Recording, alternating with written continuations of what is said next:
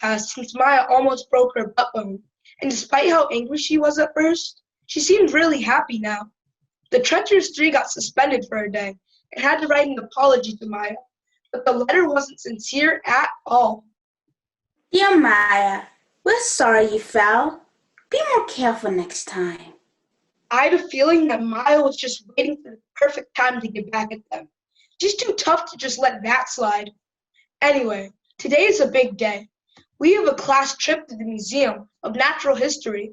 I love that place. There's so much to learn and see. We all got paired up, and I got to hang out with Maya, which made me Supadupa happy. Ronald got paired up with Tracy. I'm not sure who I felt more sorry for. Ronald is going to talk her head off, and Tracy may turn Ronald into stone with her Medusa glare. We walked through the space exploration area, dinosaur age area, and so many more. For lunch, we had to brown bag it. My mom made me tuna. Yuck! Come on, Mom. You know I'm more of a PBJ kind of dude. The museum had closed off a section that featured a Mexican exhibit just for our school. Maya was thrilled because of her Mexican heritage.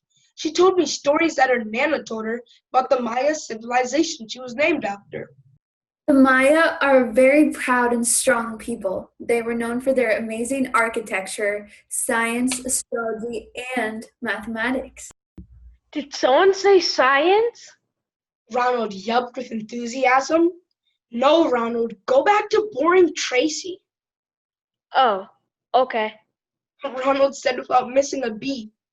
What were you saying, Maya? I was saying that the Maya were really evolved. Their civilization was very sophisticated and complex. Look at this, Javon.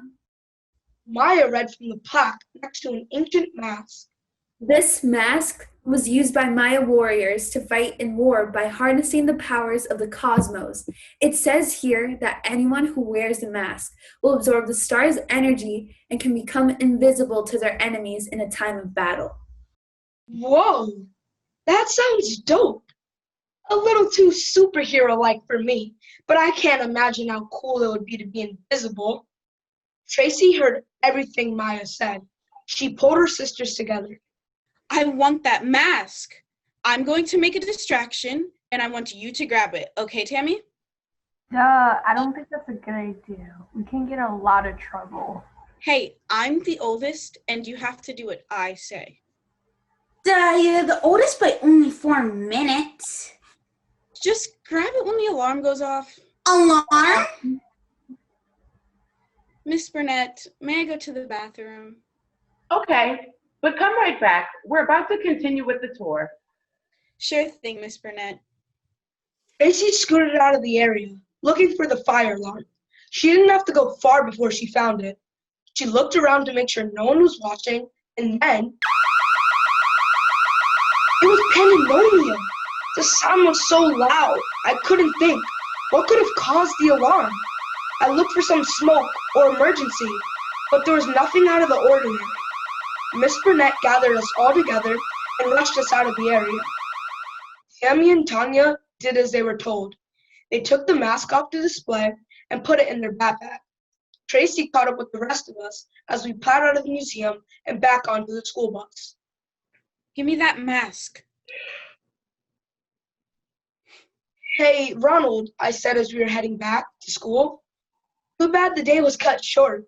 You didn't even get to see the Thomas Edison exhibit. I know. The bus ride was silent, except for an occasional snicker from the T3 sitting in the back seat. The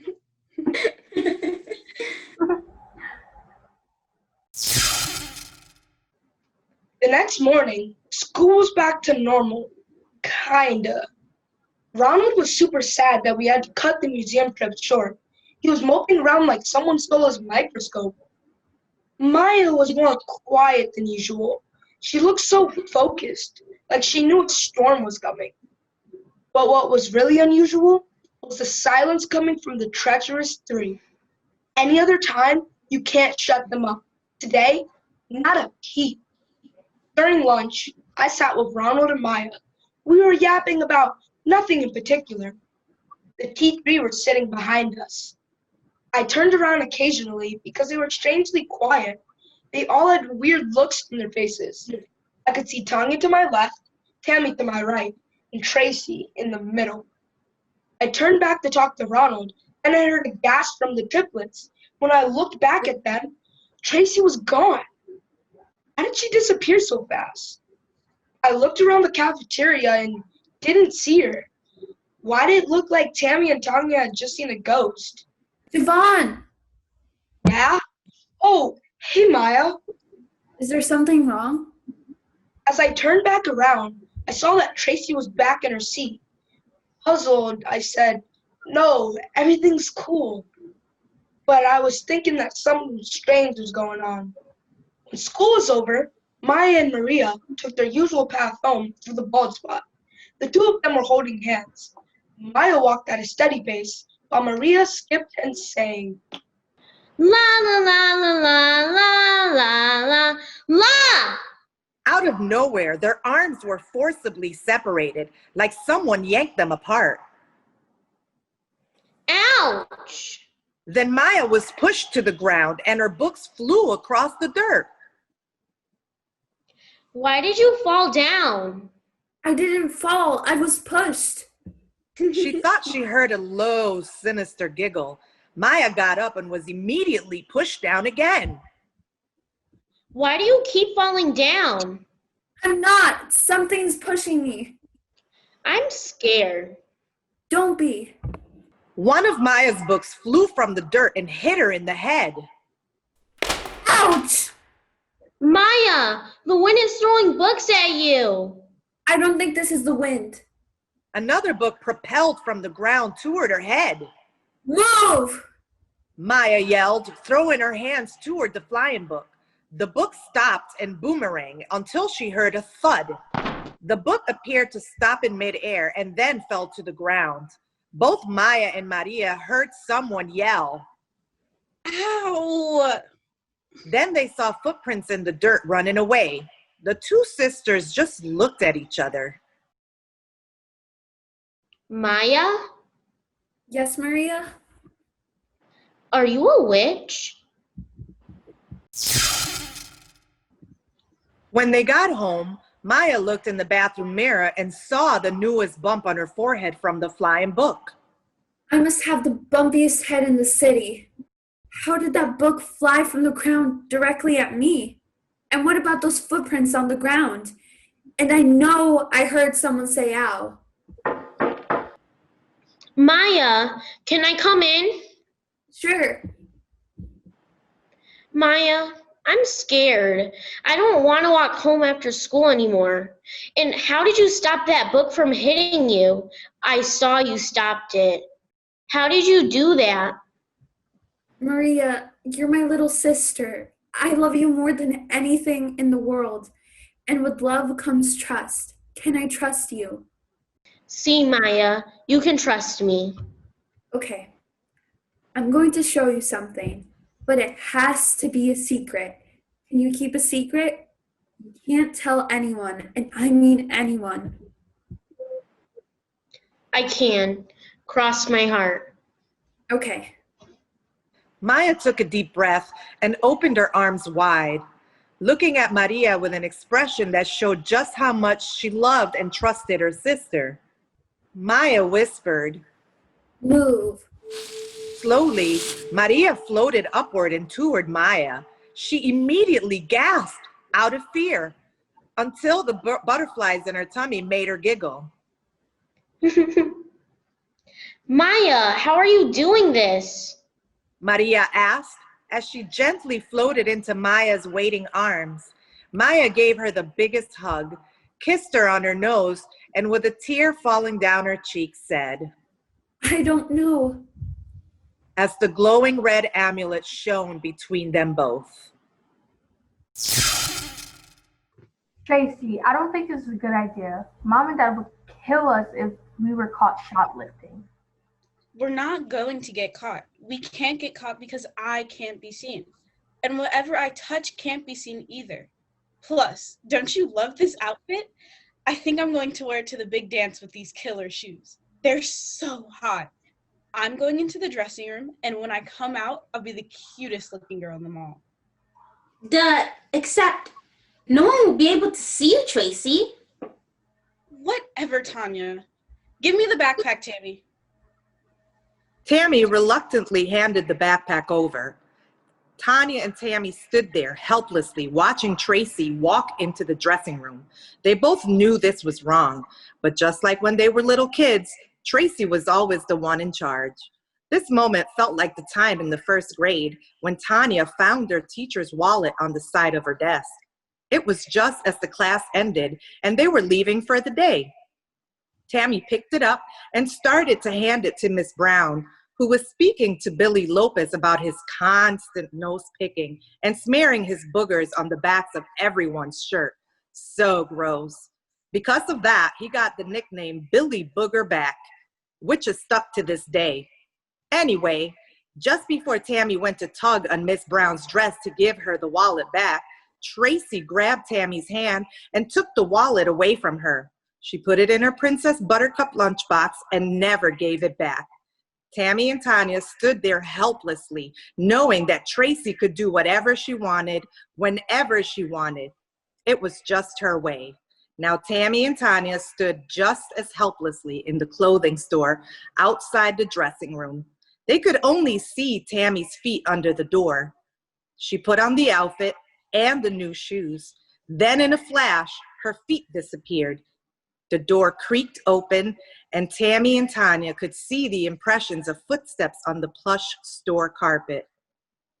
Let's go. While she passed the clerk behind the dressing room counter, who didn't notice a thing.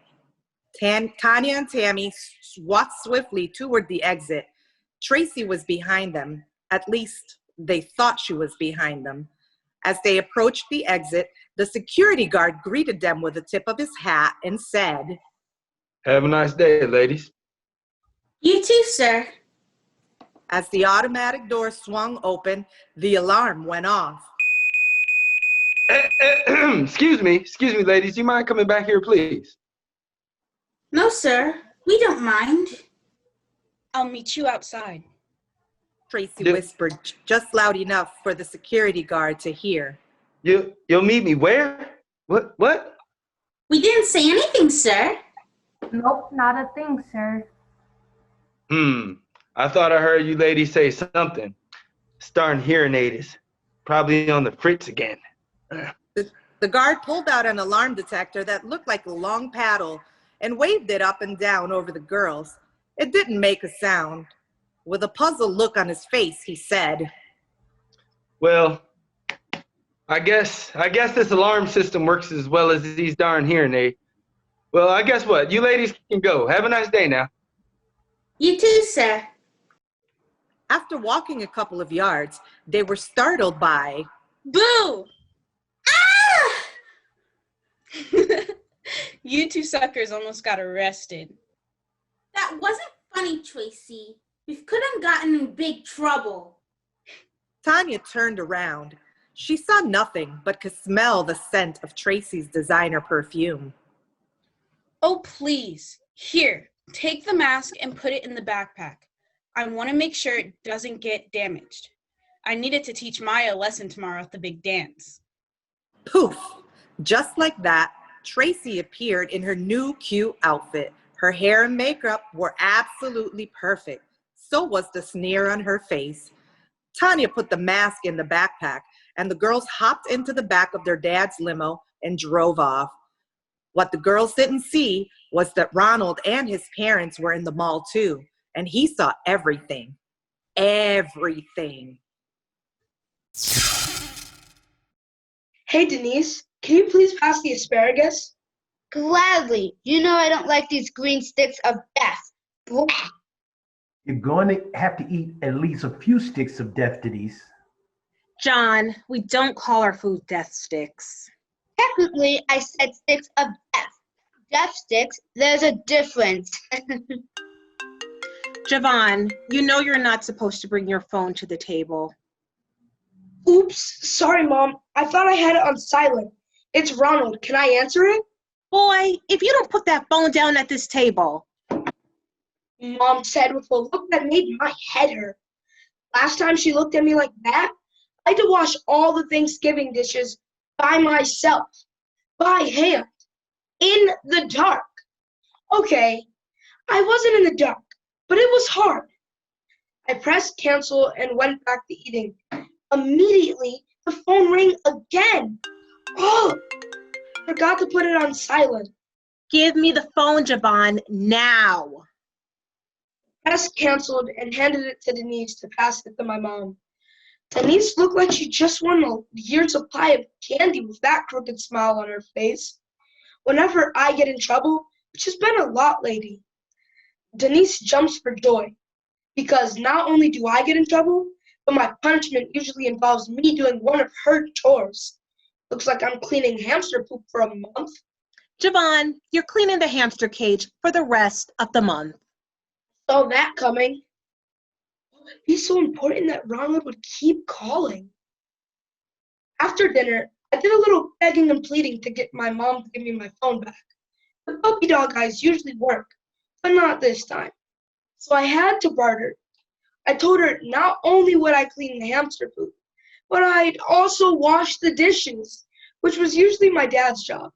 I said it really loudly so my dad would hear me. Give him back his phone, honey. Okay, I'll give it back, but only because your grades have been stellar. I could see my dad grinning from ear to ear as he gave himself a high five. My dad's such a dork.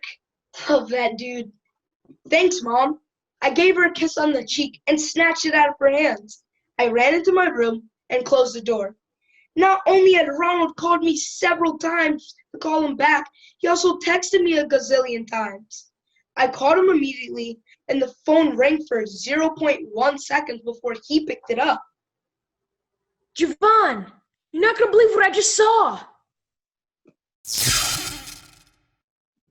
Late that night, in the house of the Thomases, Tracy couldn't sleep.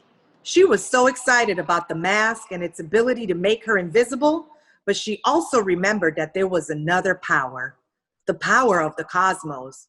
What does that even mean? Hey Siri, search the web for what is the cosmos? Here's what I found. Many astronomers believe that almost all of the cosmos was made of regular matter, protons, neutrons, and electrons. However, they have now discovered that regular matter makes up only a small fraction. Astronomers have been able to determine that there is also invisible matter. They know that because even though they cannot see it, they are able to measure the effects of gravity on stars and planets. This invisible matter is what we call dark matter. There is also something that makes up most of the universe and that we refer to as dark energy. The nature of this dark energy is completely unknown, but we know it behaves quite differently from regular matter. It is believed that it has the opposite effect of gravity, which pushes everything apart, and thus contributes to the expansion of the universe. Gravity. Can this mask control gravity? Tracy reached underneath her bed and grabbed the backpack containing the mask. Her hands trembled with excitement, and she placed the mask on her face. She held her hand in front of her and saw it disappear instantly. Then she concentrated on the bed she was on. It only took a single thought, and with the greatest of ease, the bed floated up toward the ceiling. Stunned by how quickly the bed rose, she hit her head on the ceiling. Ow! She cried, rubbing her head. She thought the bed back down, and it glided to the floor. She took off the mask. Dark matter. I am dark matter. The whole school was abuzz because of the big dance that night. It was the first big dance of the school year, and you could tell. Everyone was talking about what they're going to wear, who they're going to dance with, and most importantly, who the DJ was. It was none other than local legend DJ Ace in the Hole, or just DJ Ace. He's a big deal around here because not only did he graduate from our school, He also does tours with some of the biggest pop stars in the world. He is also Principal Johnson's cousin, which is dope. I was excited about the dance. Also, but after what Ronald had told me, I had other things to be concerned about. As we sat in Miss Burnett's class, I could see the backpack Ronald had mentioned. Tracy had slung it around her shoulder and looked like she had no desire to take it off. I had to see if the mask was in there. When class ended, I followed her to our next class, which was in the library. I looked for an opportunity to grab it and run, but Tammy and Tanya were vigilant. They saw me staring at the backpack and whispered something into Tracy's ear. Tracy stopped, turned around, and looked me dead in the eye. I have to admit, I kind of was scared of her. She's like the cute version of the Wicked Witch of the West in The Wizard of Oz, minus the broom. What do you want, Javon?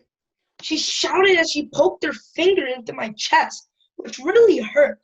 Got to be the world's weakest superhero. Batman would be so disappointed. Nothing, Tracy. I was just admiring your hair. It looks so shiny. Nice one, Javon. It's pretty much the dumbest thing I've ever said. Loser! Loser! Girls, bathroom, now! Yes, Tracy! As they strutted into the bathroom, Ronald and I just looked at each other. Now what? I don't know. Let's head to library. Library class was a time to catch up on schoolwork, study, read, or do homework. A lot of kids just messed around or took a nap. I usually spent the time to read or talk to Brain Boy about Supadupa stuff. Maya sat with us, so that wasn't happening today. We sat down, then Tanya and Tammy walked in with no sign of Tracy. Ronald and I looked at each other. Oh boy, I don't like the feeling of this. What's going on? All of a sudden, there was a piercing scream. Ah! It sounded just like Tracy, except she was nowhere to be found. And books started flying off the shelves, thousands of them. They flew around the room like missiles, knocking down students and causing havoc. Ronald, Maya, and I, along with other students in the library, hid under the table to protect ourselves. Mr. Dews, the librarian, screamed, Ah! Oh my word! Oh my word! What are you going to do, Javon? Ronald shouted over the pages fluttering in the air. Maya looked at both Ronald and I, confused. What is he supposed to do?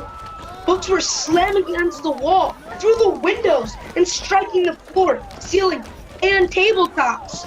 Maya got the strangest look on her face and took a deep breath. This isn't the first time I've dealt with flying books. Boys, brace yourselves. She threw out her hands and yelled, "Move!" All the books that were flying fast and furiously stopped in midair and fell to the floor.